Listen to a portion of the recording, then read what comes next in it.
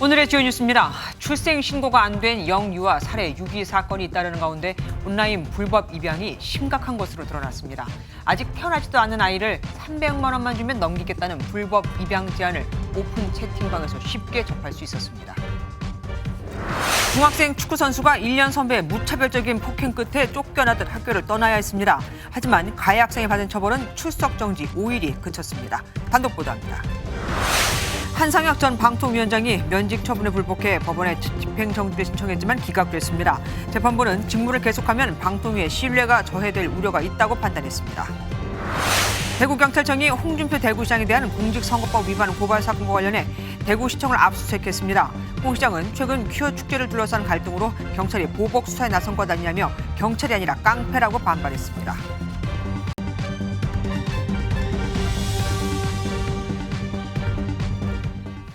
부모가 버리고 국가가 외면한 아이들이 이렇게 많을 줄 몰랐습니다.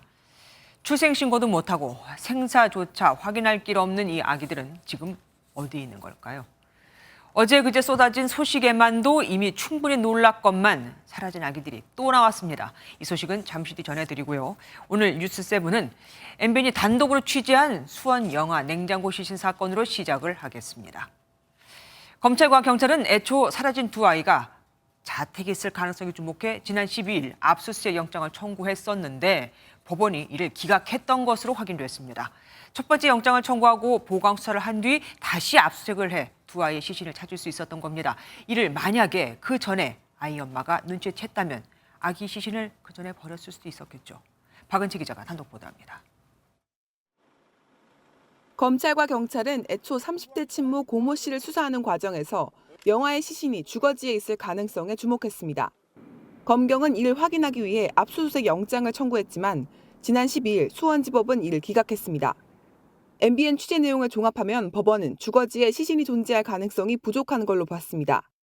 특히 고 씨가 한 차례 이사했다는 점도 고려되는 걸로 전해졌습니다. 하지만 검경은 여전히 주거지에 시신이 있을 가능성이 높다고 보고 보안을 유지하며 추가 수사를 진행했습니다.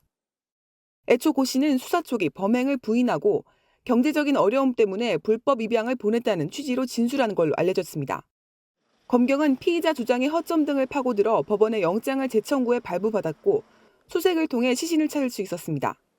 법원이 애초 12일 압수수색 영장을 발부했더라면 조금이라도 일찍 범죄 행각을 밝힐 수 있었을 텐데 하는 아쉬움이 남습니다. MBN 뉴스 박은채입니다. 하지만 아내가 아기 2명을 살해하고 냉동고에 4년 넘게 유기했음에도 남편은 실종일관 몰랐다는 입장을 고수하고 있습니다. 그런데 이 친모가 출산한 병원에서 퇴원하며 작성한 퇴원서에는 두 번 다 남편의 서명이 기재돼 있었습니다. 한 명은 병원에서 죽였으니까 몰랐다 하더라도 둘째는 같이 퇴원을 했다는 말이 될 테지요. 이재호 기자가 보도합니다. 영아 2명을 살해하고 냉동고에 유기한 친모 고모 씨가 넷째를 출산한 경기도의 한 병원입니다. 앞선 세 자녀와 달리 자연분만으로 아이를 낳은 뒤 퇴원한 것으로 알려졌습니다. 그런데 퇴원서에는 고 씨 남편의 서명이 기재된 것으로 파악됐습니다. 줄곧 출산 사실을 몰랐다는 남편의 진술에 의문점이 생기는 부분입니다.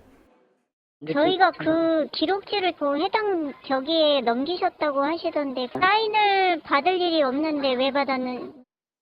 하지만 퇴원서에 남편이 직접 서명을 한 것인지 산모인 고 씨가 남편의 이름으로 대신 서명을 했는지는 확인되지 않고 있습니다.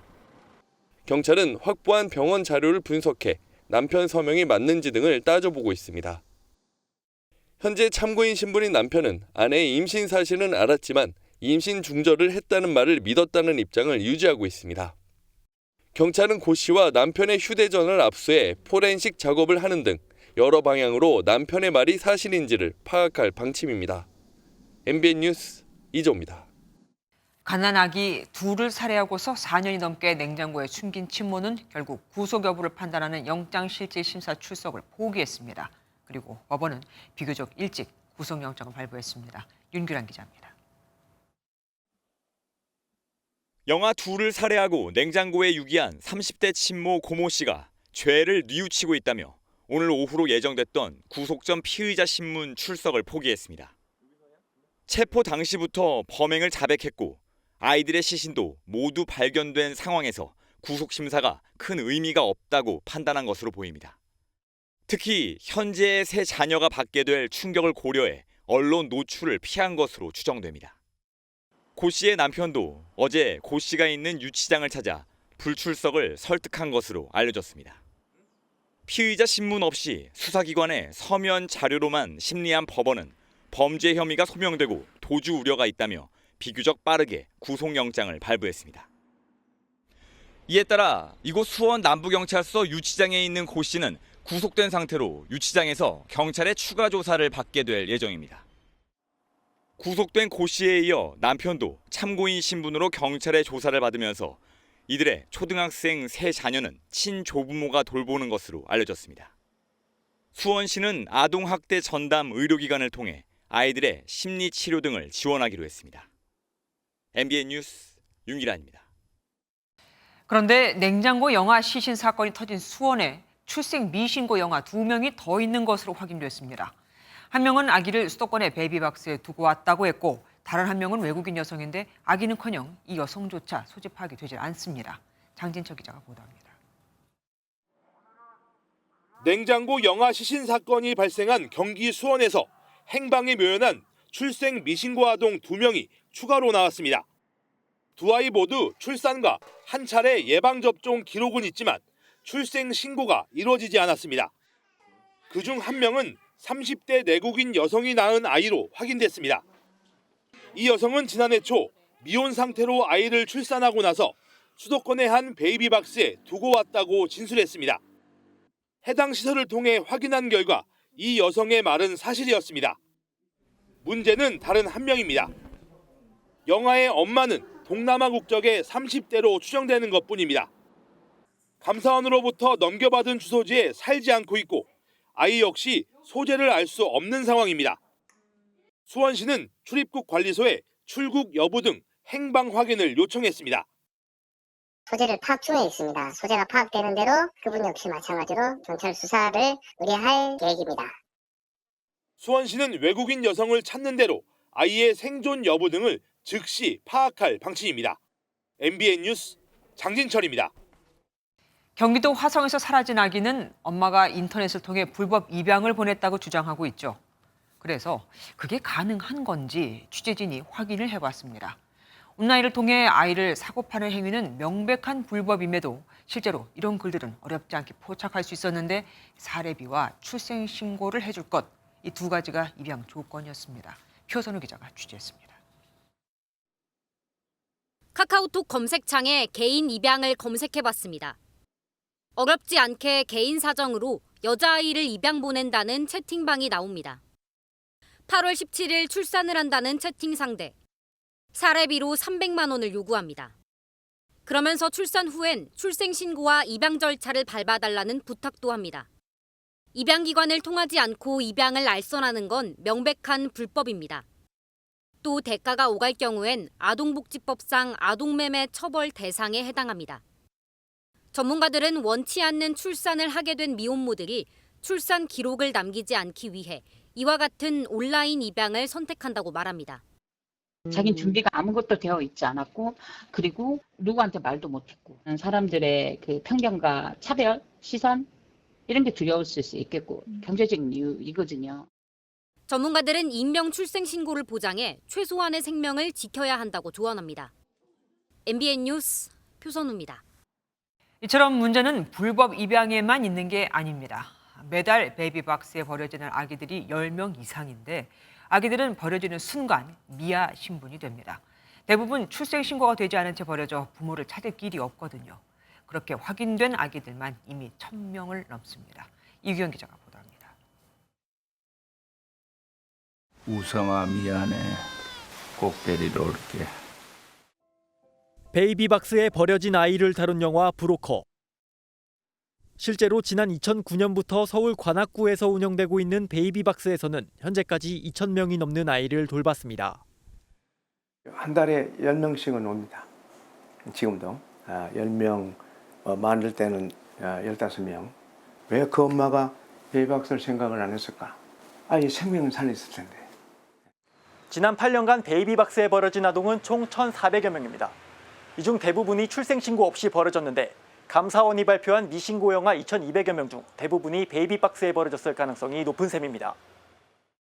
출생신고가 된 이후 베이비박스에 버려진 370명의 아이들 중 절반 이상은 친부모의 품으로 다시 돌아가지만 출생신고가 되지 않은 이들이 친부모를 찾을 길은 없습니다.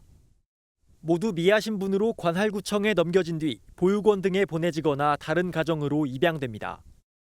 아이들이 친부모를 찾을 때 너무 어려운 사정이 있으니 부모 입장에서는 아이를 결국은 베이비박스나 다른 곳에 유기하도록 하는 그런 방법이 마련됐고, 매년 150명 넘는 아기들이 유기되는 베이비박스.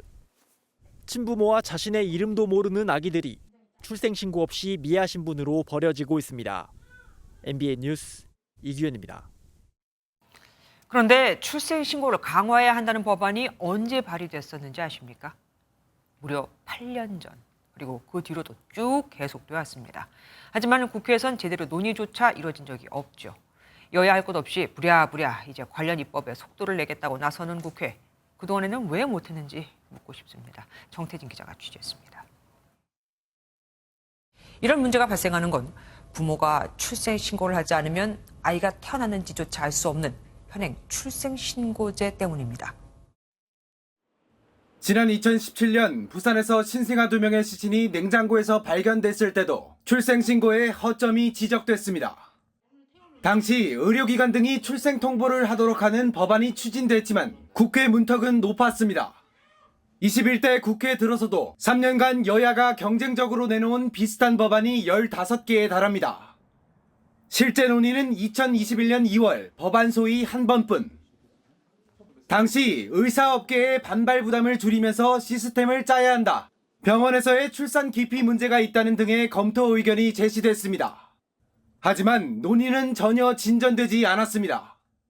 심각한 영아 사례와 문제들이 반복해서 일어나고 있었는데 이 출생 등록제에 대한 논의가 이루어지지 않았다는 것은 정말 국회에서 얼마나 무관심한지.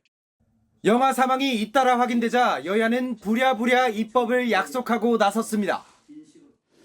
누구를 탓하기에 앞서 책임 있는 공당으로서 부끄럽고 죄송한 마음입니다. 민주당이 이런 끔찍한 일이 우리 사회에서 일어나지 않도록 제도를 여야는 오는 29일 국회 법사위를 열어 출생통보제와 함께 익명 출산을 지원해 의료기관 밖 출산의 위험을 막는 보호출산제를 본격 논의하겠다고 밝혔습니다. MBN 뉴스 정태진입니다.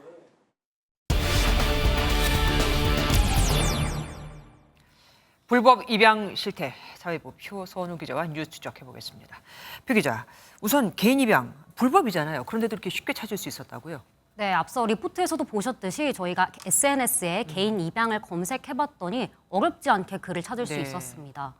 한 사례자는 첫째 딸을 키우고 있는데 생활고 때문에 한 명 더 키울 수 없다면서 산후조리와 출산 비용 등으로 400만 원을 요구했고요. 아유. 정식 입양 절차는 오래 걸려서 인터넷에 글을 올렸다며 입양 후엔 절대 연락하지 않겠다고 했습니다. 아니, 정식 입양이 얼마나 오래 걸리길래 이렇게 불법인 줄 알면서도 개인 입양을 하려는 겁니까? 네, 현행법상 정식 입양은 반드시 기관을 거쳐야 합니다. 입양하려는 사람들이 부모 자격이 있는지 심사도 하고 입양 후에도 아이가 잘 지내는지 추적하고 관리하기 위해서인데요. 그러려면 최소 6개월이 걸리다 보니 당장 출산을 한 사람들의 경우에는 인터넷의 신속성 또 익명성을 원하는구나 추론해 볼 수 있겠습니다. 그런데 표 기자가 직접 접촉한 그 사례자는 왜 출생신고를 해주냐고 물어봤을까요? 네, 가족관계등록법상 출생신고 의무 1순위가 바로 부모입니다. 신고를 하는 순간 부모는 아이의 보호자고 관련 모든 법적 책임을 지게 되는데요. 그래서 원치 않은 임신인 경우에는 이 기록이 마치 꼬리뼈처럼 남게 되니 부담스러운 겁니다. 정식 입양은 출생신고를 해야 절차를 밟을 수 있기 때문에 상대방에게 출생신고를 대신 해줄 수 있냐고 묻는 것으로 보이는데요. 전문가들은 이런 이유 때문에 보호출산제가 필요하다고 말합니다. 미혼모들을 위한 보호출산제 이런 게 논의가 되는 거죠. 익명으로 처리를 해주기 전에 일단 먼저 출생신고를 하고 이름은 가려줄 수는 있습니다. 그런데 대신 해주는 출생신고가 솔직히 더 문제 아닙니까? 네, 맞습니다. 일단 불법 입양을 한 사람이 출생 신고를 안 할 수도 있고요. 그렇죠. 아이들이 어떻게 지내는지 알 길도 없습니다. 또 신고를 한다고 해도 병원이 발급한 출생 증명서나 병원 밖 분만 과정에 참여한 사람의 서술서가 필요한데 이런 문서를 위조할 가능성도 있습니다. 이렇게 하다가 적발된 사람들은 얼마나 되고 그리고 처벌은 어떤 걸 받습니까? 네, 경찰청에 따르면 지난해 6명이 아동 매매 혐의로 적발이 됐습니다. 예. 입양기관을 통하지 않는 경우에는 3년 이하의 징역 또는 2천만 원 이하의 벌금형에 해당하고요.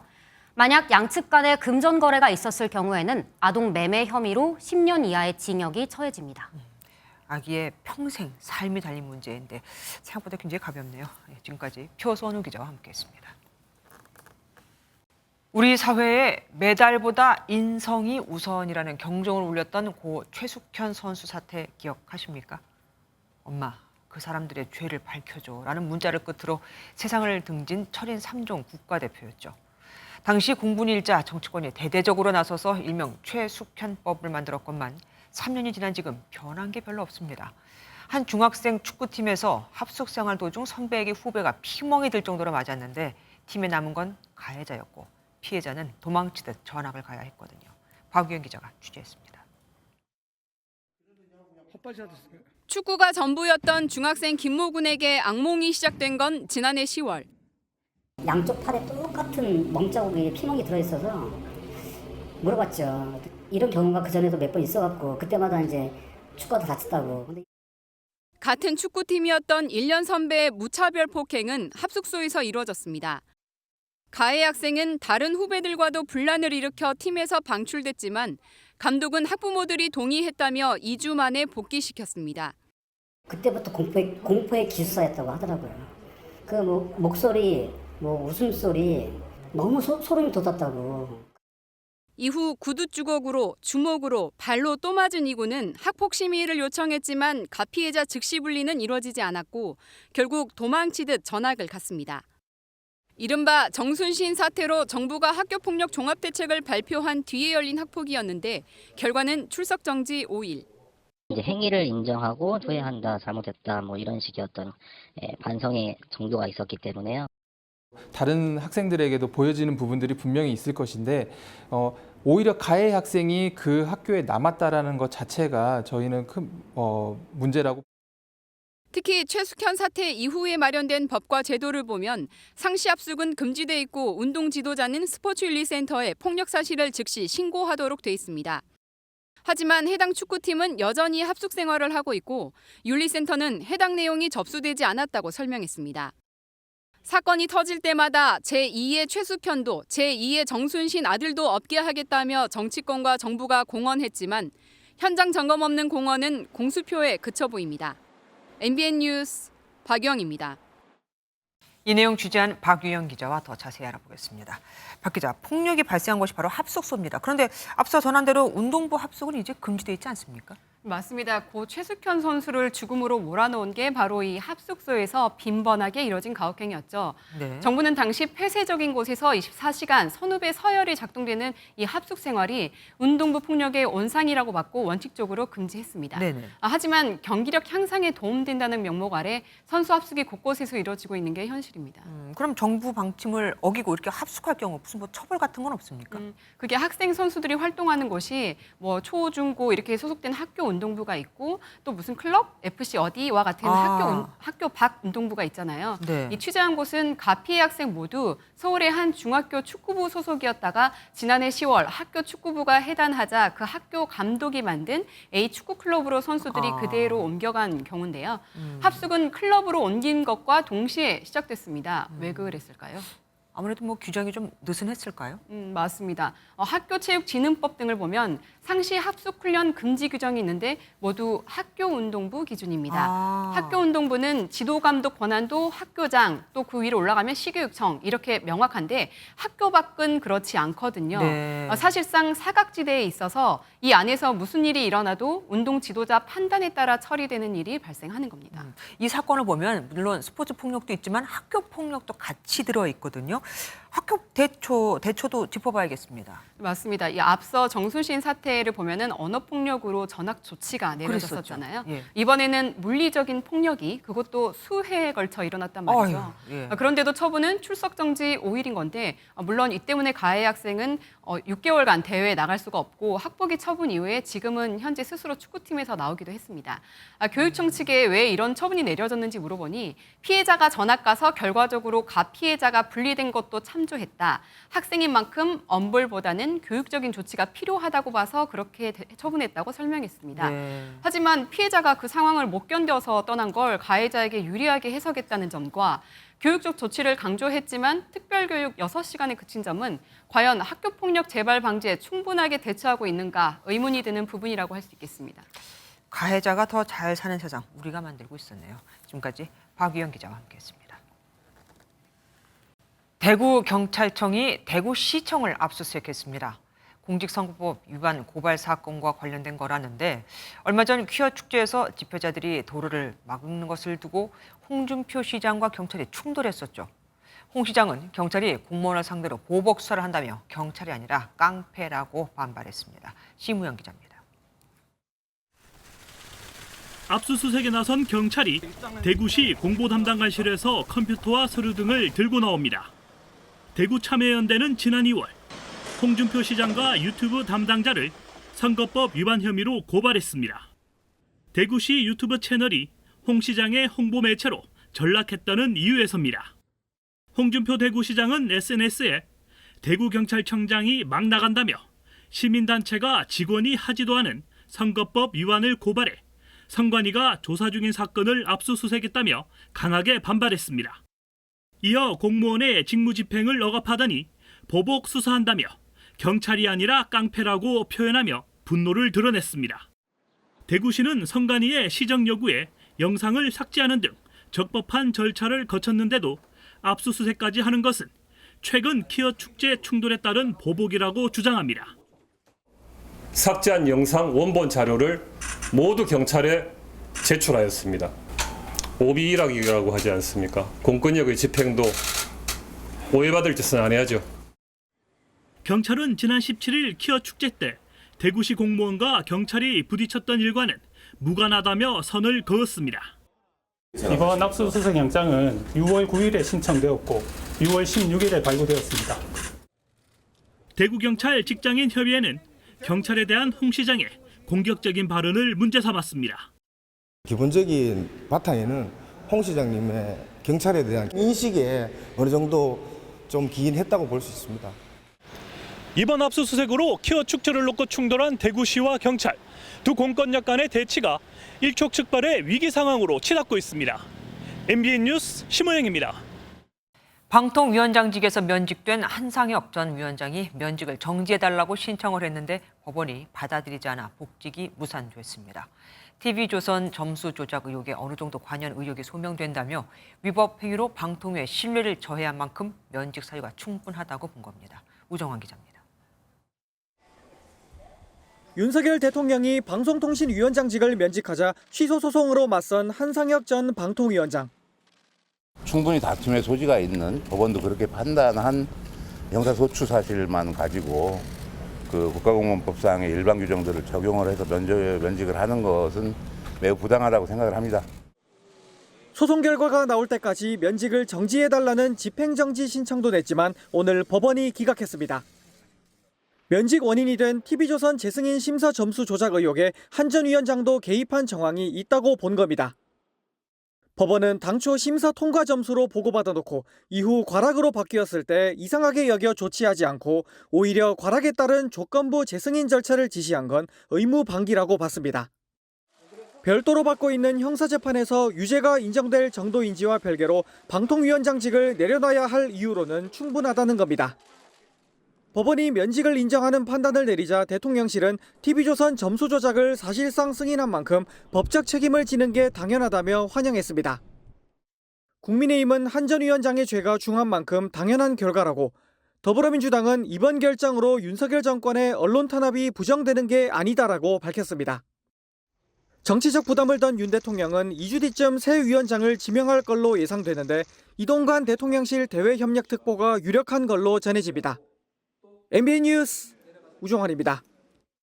경찰서에 들어가는 건 일반인들도 쉽지 않을 텐데 지명 수배자가 공소시효 만료를 닷새 남겨두고 제 발로 파출소를 찾아갔다가 붙잡혔습니다.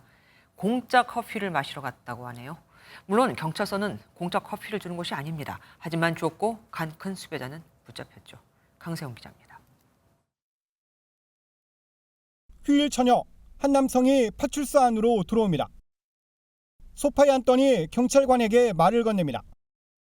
커피를 한 잔 달라는 거였습니다. 경찰관은 남성에게 커피를 건넨 뒤 뭔가 수상한 듯 책상으로 가 자료를 확인하기 시작합니다. 남성의 정체는 40대 이모 씨. 목포 일대에서 상습적인 무전취식으로 지명 수배가 내려진 상태였습니다. 인적 사항을 한번 물어보니까 본인이 스스럼 없이 그렇게 얘기를 하셔가지고 한번 조회를 해보니까 수배 내용이 확인돼서 제 발로 파출소를 찾아가 인상착의를 기억하고 있던 경찰관의 눈썰미에 덜미를 잡혔습니다. 이 씨는 재판 출석을 피하다 지명 수배됐는데요. 공소시효를 불과 5일 남겨놓고 검거됐습니다. 무전 취식도 모자라 대범하게도 파출소로 공짜 커피까지 마시러 간 겁니다.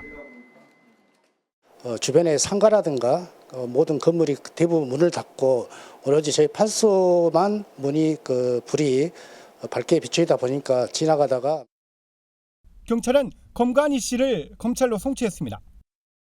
MBN 뉴스 강세훈입니다.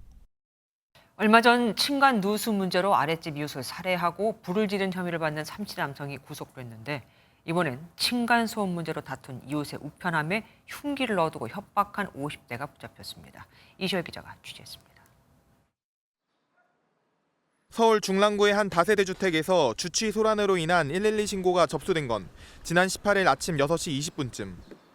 당시 지하에 살고 있던 50대 남성 A씨와 바로 위층 이웃 간에 층간소음으로 갈등이 있었는데 A씨가 술에 취해 크게 욕설을 한 겁니다.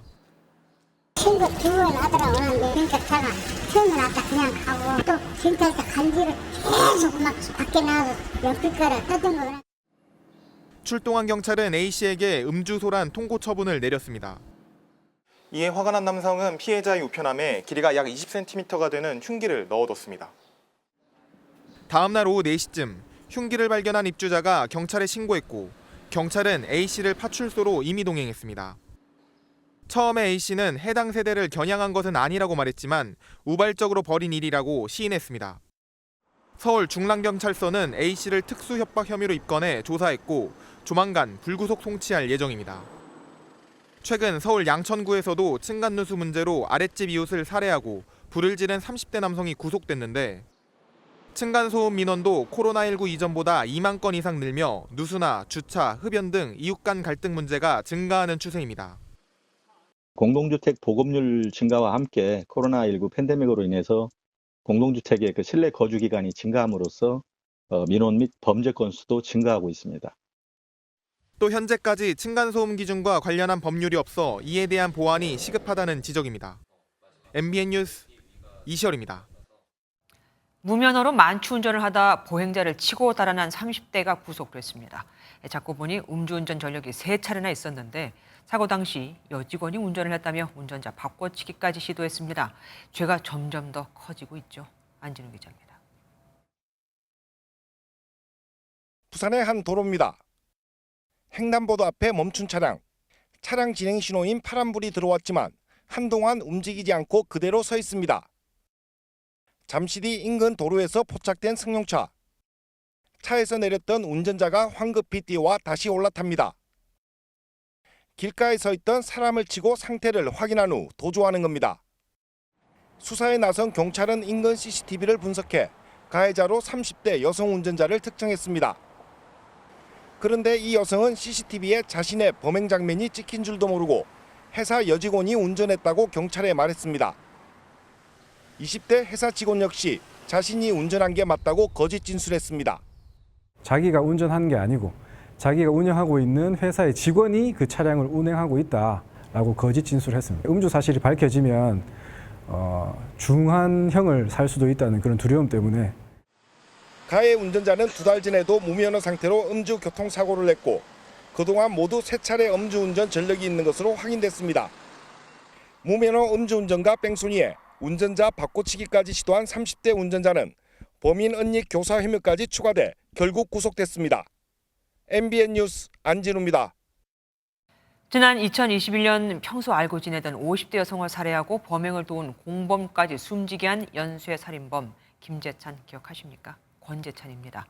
1심에서 사형이 선고됐던 권재찬에게 2심에서 무기징역이 선고됐습니다. 감형이 된 거죠. 재범 우려가 높다면서도 사형은 극히 예외적인 형벌로 특별한 사정이 있는지 분명한 경우에만 선고해야 한다면서요. 유족들이 분노하고 있습니다. 홍조 기자입니다. 지난 2021년 12월 권재찬은 지인인 50대 여성에게 수면제를 탄 음료를 마시게 한 뒤 살해했습니다. 이유는 돈 때문이었습니다. 시신을 차 트렁크에 유기하고 1,500만 원이 넘는 금품을 훔쳤습니다. 다음 날엔 함께 시신을 숨기기로 한 공범도 살해해 인천 을왕리 인근 야산에 안매장했습니다. 20년 전 전당포 업주를 살해한 혐의로 15년을 복역한 권재찬은 3년여 만에 2건의 살인을 또 저질렀습니다. 왜 살해하셨습니까? 금전적인 문제 때문에 살해하신 겁니까? 강도 살인과 사체 유기 등의 혐의로 재판에 넘겨진 권 씨에게 지난해 6월 1심 재판부는 사형을 선고했습니다. 진지하게 반성하지 않고 교화 가능성이나 인간성 회복을 기대할 수 없다는 게 이유였습니다. 하지만 항소심 재판부의 판단은 달랐습니다. 사람들이 수시로 오가는 주차장에서 범행한 점 등을 이유로 살인까지 계획했는지는 완전히 증명되지 않았다고 봤습니다. 재범의 위험성은 높은 것으로 판단되지만 사형은 극히 예외적인 형벌로 특별한 사정이 있는지 분명한 경우에만 선고해야 한다며 무기징역으로 감형했습니다. 재판을 지켜본 피해자 유족들은 권 씨의 말만 믿고 감형을 해준 것이라며 판사들의 머릿속을 들여다보고 싶다고 눈물을 흘렸습니다. MBN 뉴스 홍지호입니다. 유사한 비극이 같은 장소에서 정말 비현실적이죠. 111년 전 침몰한 타이타닉호 관광에 나섰다가 실종된 잠수정 탑승자 5명은 끝내 모두 돌아오지 못했습니다. 구조대가 잠수정 잔해를 발견했는데 치명적인 내부 폭발이 있었던 것으로 보입니다.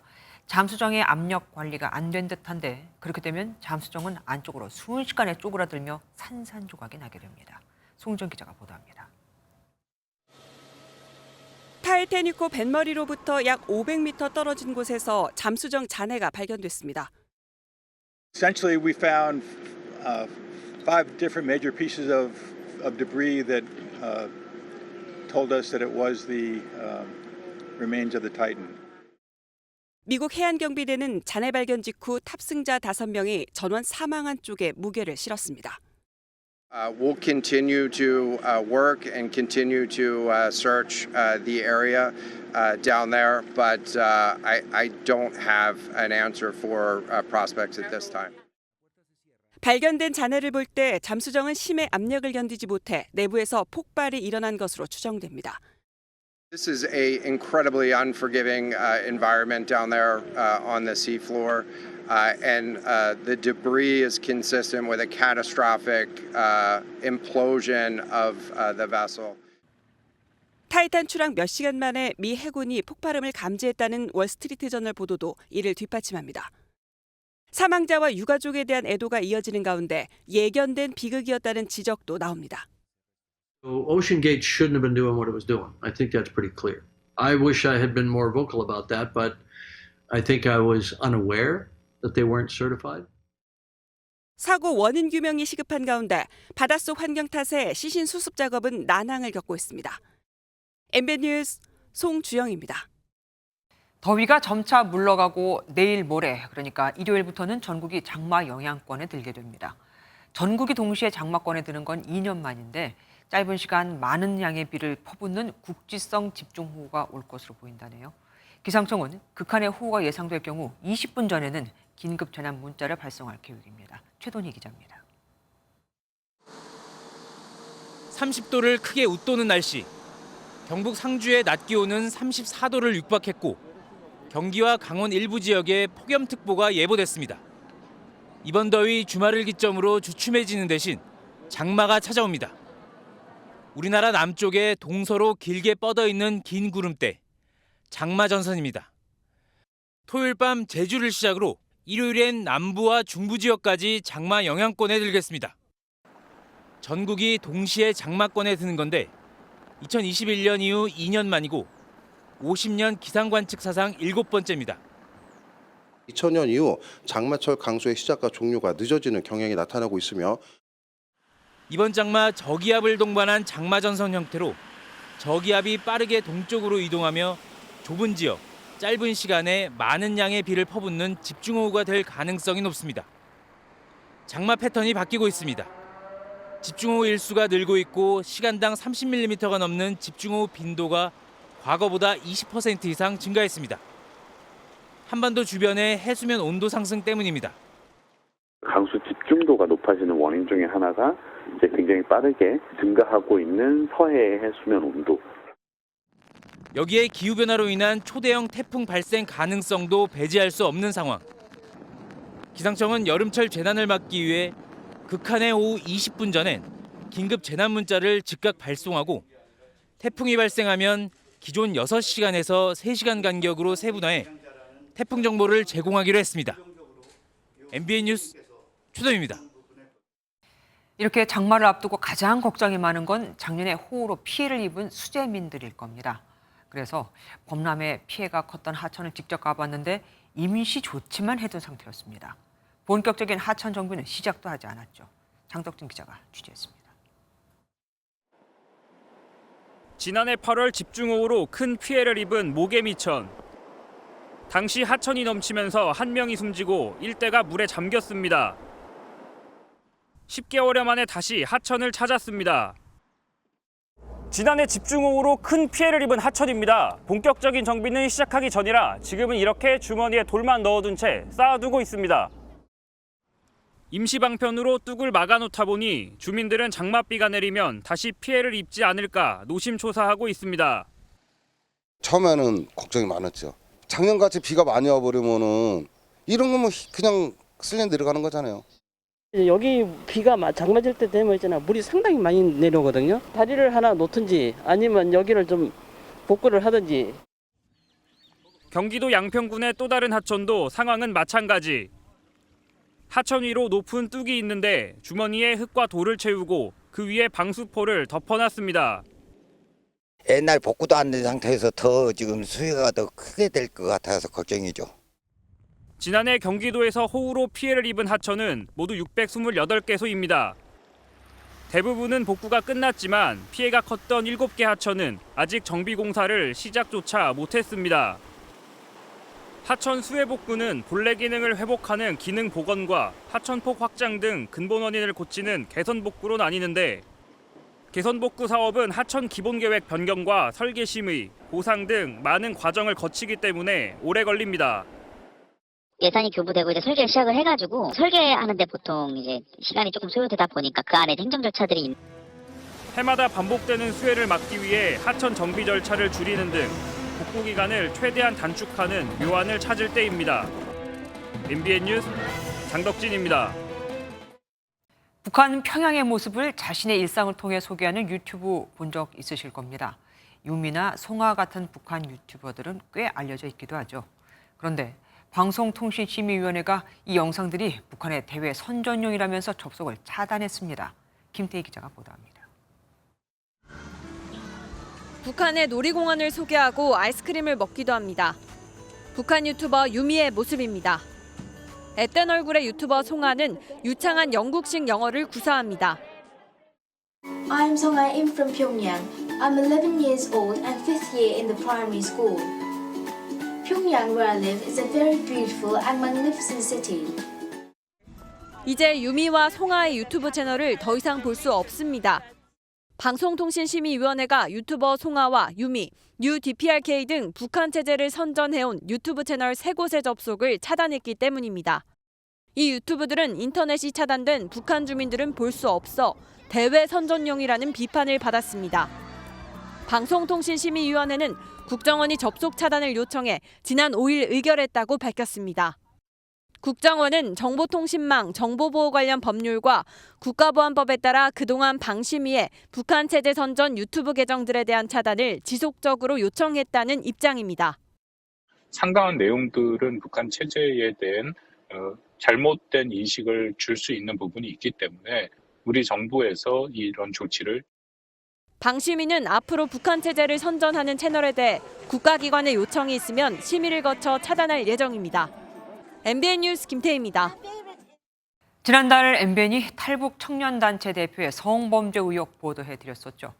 이 단체는 올해 국방부 안보 교육 사업도 맡았는데 국방부가 뒤늦게 살펴봤더니 안보 강사를 맡기려던 이들 중 상당수에게서 범죄 경력이 있었던 것으로 확인됐습니다. 성매매 알선, 사기 같은 것들이요. 이런 강사들에게 장병 교육을 맡길 뻔한 겁니다. 안병수 기자가 단독 보도합니다. 지난달 성범죄 혐의로 경찰에 입건된 탈북단체 대표 A씨. 2017년 국방부 안보 교육 사업 당시 소속단체 여성들을 강제 추행한 혐의입니다. 이 사업은 탈북민들이 우리 군 장병들에게 올바른 안보관을 심어주자는 취지로 만들어졌습니다. MBN 보도 이후 국방부는 2016년 사업을 시작한 후 처음으로 강사진에 대한 범죄 이력 조회를 실시했습니다. 그 결과 3개 단체 약 50여 명의 강사진 중 14명의 전과가 확인됐습니다. 특히 A씨의 단체에서만 성매매 알선, 사기 등을 포함해 8명의 범죄 경력이 나왔고 국방부는 해당 단체에서 5명의 강사를 해촉했습니다. 이에 따라 애초 계약 요건인 강사 수 15명을 채우지 못하게 됐지만 국방부는 신규 강사를 유치하는 조건으로 계약을 유지했습니다. 국방부가 좀 개선하려는 노력을 보이지 않는 것이 더 문제라고 생각합니다. 그러니까 앞으로는 좀 검증 시스템을 강화해가지고 이와 관련해 국방부 관계자는 이번 일을 계기로 사전 검증 강화를 검토하겠다고 밝혔습니다. 국방부 감사관실은 최근 이번 사업 계약의 적정성에 대한 감찰에 착수한 것으로 파악됐습니다. MBN 뉴스 안병수입니다.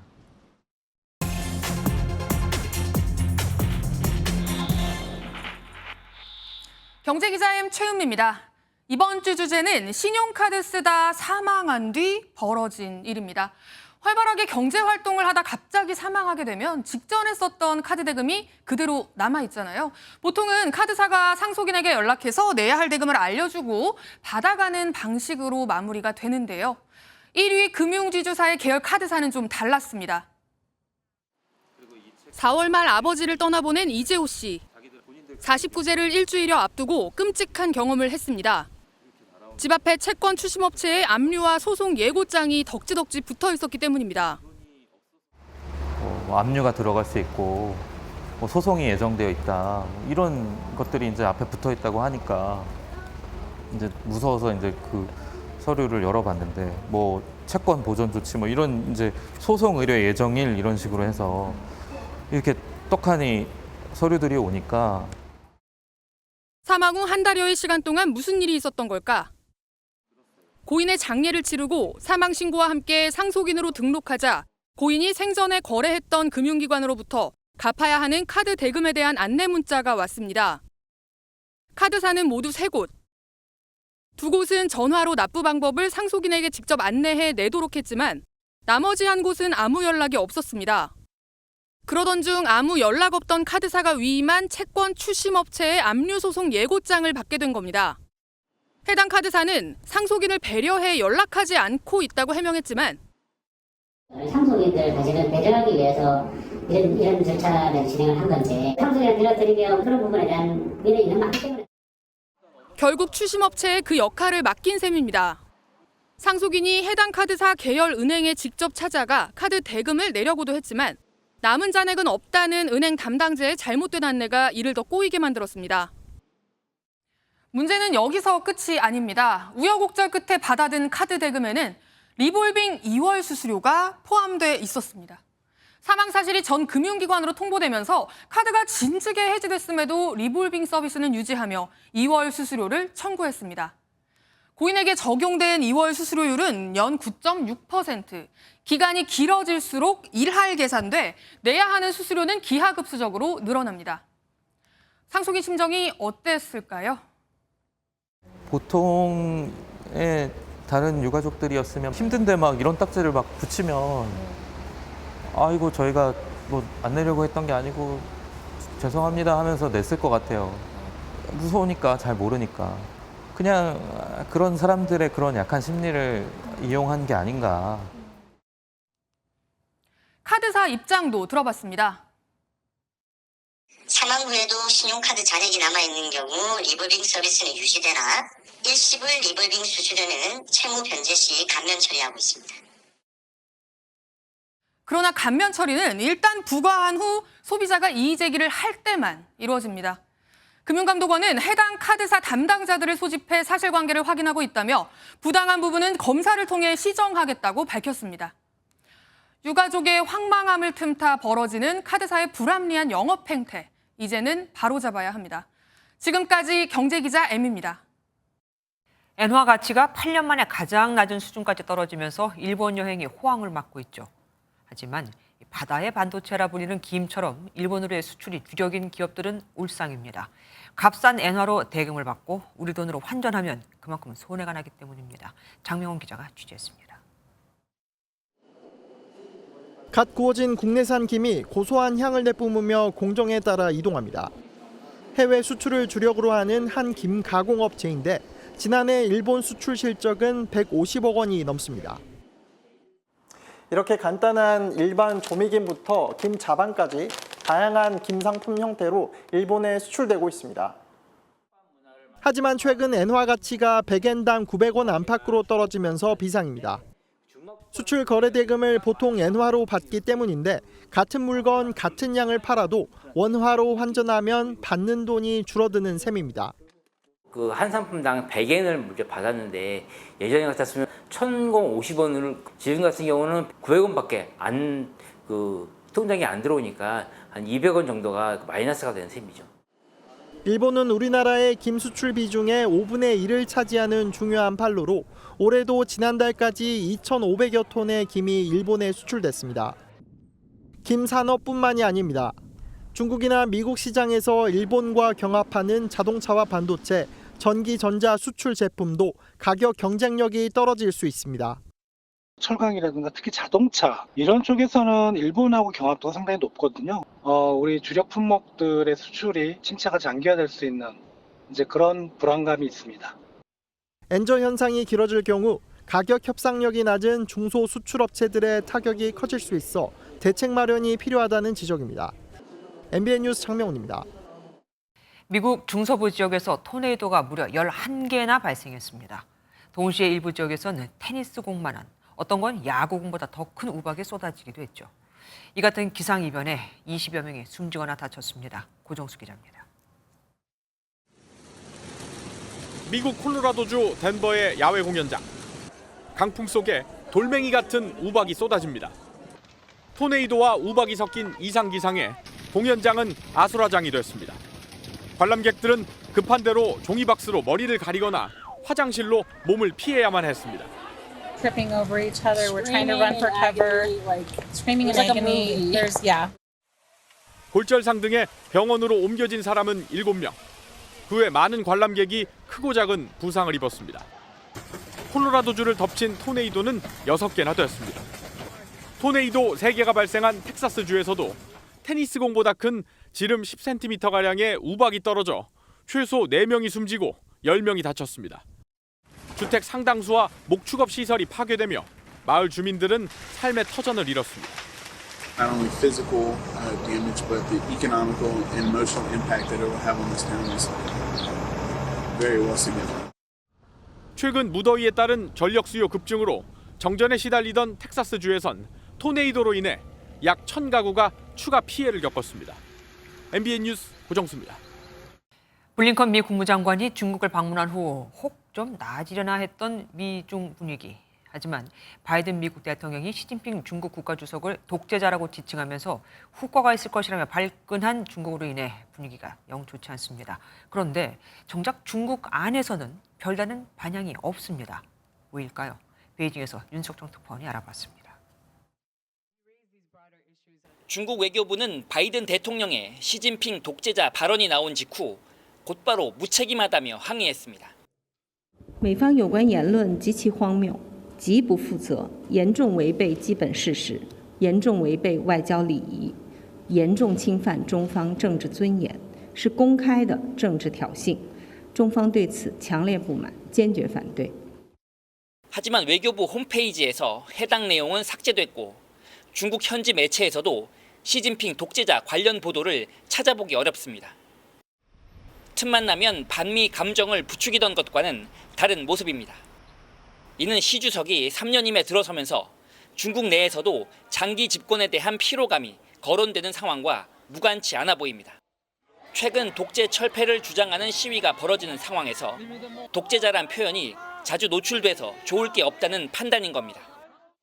일반인들도 바이든 대통령의 독재자 표현에 크게 신경을 쓰지 않는 눈치입니다. 所以他们说什么其实也不用再在意，他主要是为了他们的大选嘛，为了拉票。 관건은 중국이 자국 지도자를 독재자라고 칭한 이번 사안과 대미 관계를 어디까지 연계시킬지입니다.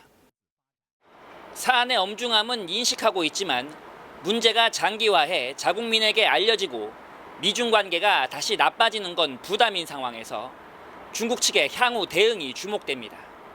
베이징에서 MBN 뉴스 윤석정입니다. 이틀 뒤면 바로 6월 25일 한국 전쟁을 멈춘 지도 올해로 70년이 됩니다. 당시 수많은 민간인도 집단 학살을 당했지만 우리 주변 곳곳에 그들이 묻혀 있다는데도 우리는 그들을 거의 잊고 살고 있죠. 그 유해들을 민간 차원에서 무려 10년 동안 자발적으로 발굴했던 길고도 의미 있는 여정을 담은 영화가 만들어졌습니다. 김문영 기자가 취재했습니다. 한국전쟁의 아픔을 담아내면서 두 번째 1000만 관객 달성 한국 영화가 된 태극기 휘날리며 고 이은주 배우가 식량을 받기 위해 보도연맹에 가입했다가 이념 논쟁에 휘말려 총살당하는 약혼녀를 연기합니다.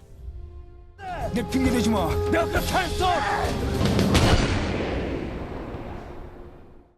지난 2010년 1기 진실화해위원회가 해체된 뒤 이처럼 집단 학살된 민간인의 유해를 찾아주려는 자원봉사 시민발굴단이 결성됐습니다.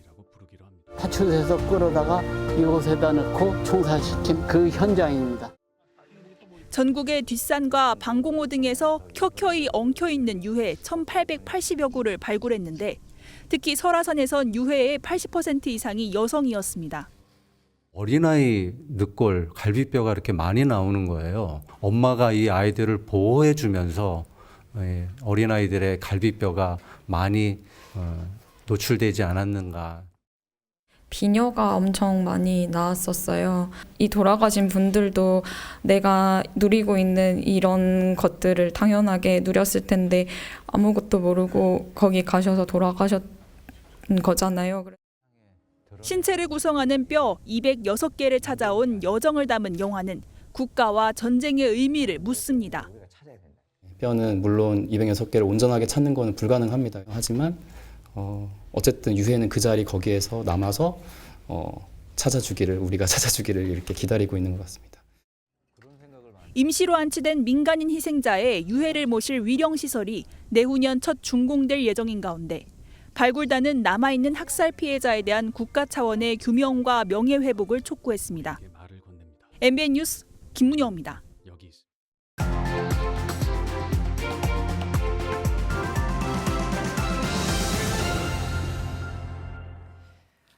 혐오스러운 존재여, 가장 원수 같은 여자여, 나를 자식 없이 만들어 파멸시켰다.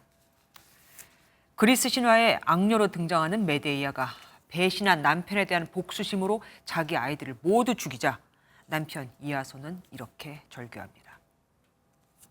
이렇듯 남편과 관계가 나빠지거나 경제적 곤궁에 빠지면 엄마가 드물게 자식을 포기하는 현상이 나타나는데 이를 메데이아 콤플렉스라고 부르죠. 냉장고 영아 시신 사건 등 출생 신고가 안 된 영아가 살해 유기된 사례가 잇따라 드러나고 있지만 이는 미신고 아동 2,236명 중 단지 위험도가 높아서 보이는 23명, 23명을 먼저 조사한 결과일 뿐입니다. 아직 2,213명을 더 조사해야 한다는 얘기죠. 이 비극은 나쁜 부모를 둔 아기들 탓일까요? 물론 그것도 맞습니다만 이 아기들이 나쁜 나라에서 태어난 탓도 있습니다. 우린 아직도 정부와 의료계의 핑퐁으로 신생아가 태어나면 의료기관이 당국에 통보하는 출생통보제를 도입하지 않고 있거든요. 이미 미국, 독일, 영국, 호주 등 대다수 선진국에서 시행 중이고 혹 출산을 알리고 싶지 않은 사람들을 위해서는 비밀 출산제까지 도입하고 있는데도 말입니다. 또 하나 문제는 우리나라가 유독 영아 살해와 학대에 참 관대하다는 겁니다. 우리 법엔 영아를 살해할 경우 10년 이하의 징역에 처하도록 규정이 돼 있고 이마저도 치욕을 은폐하기 위하거나 양육할 수 없음을 예상하거나 참작할 만한 동기가 있으면 형을 감경할 수 있게 하고 있거든요. 그러다 보니 신생아를 쓰레기 봉투에 유기한 20대 여성은 1심에서 고작 징역 1년 6개월에 집행유예 2년을, 지난해 1월 전주에서 갓 출산한 아이를 변기 물속에 넣어 숨지게 한 부부에겐 징역 3년에 집행유예 5년이라는 가벼운 형이 선고돼 다 석방이 돼버렸습니다. 미국은 영아 살해에 대해 감경은커녕 이유 불문하고 대부분 종신형 이상을, 프랑스는 부모가 자식을 의도적으로 살인한 경우 무기징역에 처하는데 말입니다. 동물의 생명권도 보장해야 한다는 세상에서 저출산 예산을 무려 280조 원이나 쏟아부으면서 태어나자마자 유령아기로 생을 마감해야 하는 아이들은 나 몰라라 하는 우리. 먼저 살면서 좋은 세상을 만들어주기는커녕 빛도 못 보게 한 우리가 너무나 부끄럽습니다. 김주아의 그런데 오늘은 갓난 아기들의 비극이었습니다.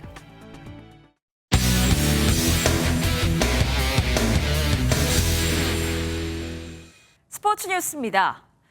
야구는 잘 던지고 잘 치고 잘 잡는 것뿐 아니라 잘 달렸는지도 매우 중요합니다. 아웃 타이밍이어도 절묘한 슬라이딩 기술 덕분에 살아날 수도 있기 때문인데요.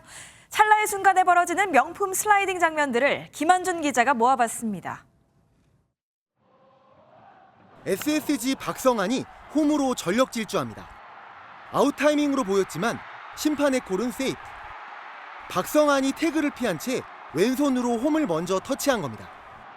사실 박성환은 슬라이딩의 달인입니다.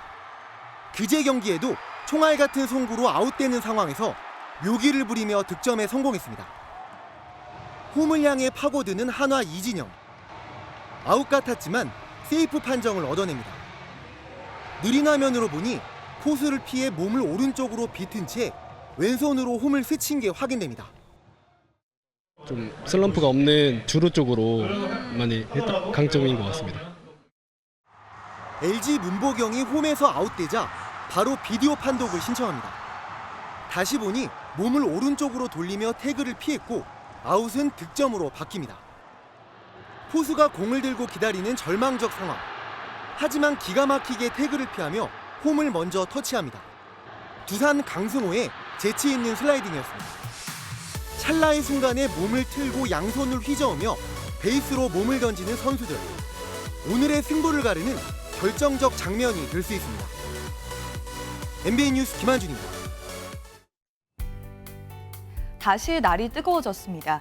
현재 경기와 강원 곳곳으로는 폭염주의보가 내려졌는데요. 주말인 내일도 전국이 맑고 덥겠습니다. 서울이 31도, 청주는 32도까지 오르겠습니다. 장마는 토요일부터 시작됩니다. 내일 밤 제주부터 비가 내리기 시작해서 일요일에는 충청과 남부지방에도 비가 내리겠고요. 월요일에는 전국에 비를 뿌리겠습니다. 이번 장마는 시작부터 강하고 양도 많겠습니다. 호우 대비 잘해두셔야겠습니다. 오늘 밤부터 내일 아침 사이 중부 서해안으로는 가시거리 200m 미만의 짙은 안개가 끼겠습니다.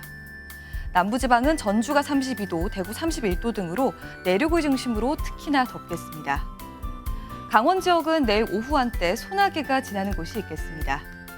비가 그친 뒤에도 수요일에는 남해안과 제주에, 목요일에는 중부지방을 중심으로 또 한 차례 장맛비가 내릴 전망입니다. 내주셨습니다. 안녕하세요. 김주하입니다.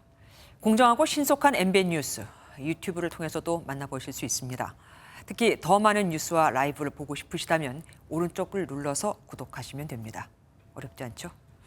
빠르고 정확한 뉴스로 계속 찾아뵙겠습니다. MBN 뉴스를 시청해주신 여러분 고맙습니다.